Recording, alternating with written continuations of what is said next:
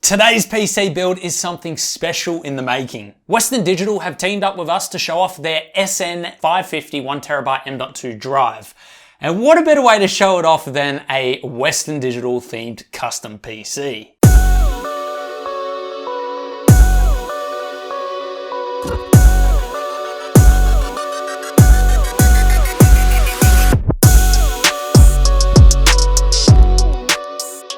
G'day guys, my name is Corey and I run the Designs by Far YouTube channel. Firstly, before we begin, I'd like to state that Western Digital have sponsored this video to help us afford to build this PC. I'd also like to thank Asus and Lian Li for providing some of the parts to this build. Today's build is an exciting one. Z490 has launched and we have a new processor in-house. The tricky thing here is I have no idea which processor it is. We will be using the brand new Asus Strix Z490 gaming motherboard, and we decided to grab our T-Force XCalibur RAM, 32 gigs running at 3600 megahertz. For the GPU, we have the Asus Strix 2080 Ti, and I already know this is going to be a beast gaming PC, but as I said, we have no idea what CPU it's running until we actually fire up this system. The case will be the Lian Li Lancool II, and we're actually very curious to see what you guys think about these, the brand new Strimer Plus, or Strimer Plus, however you pronounce it, cables. They're RGB cables from Lian Li,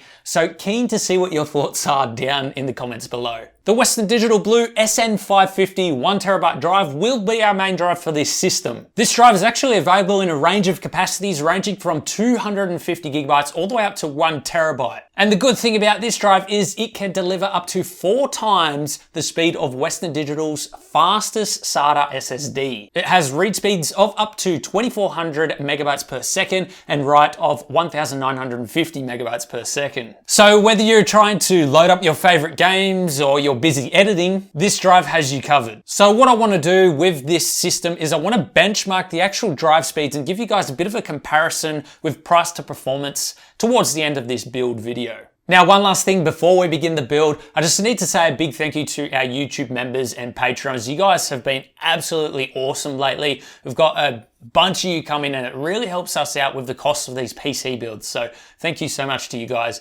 I hope you all enjoy the build. If any of you guys are curious about the specs, I will leave all of those in the description below.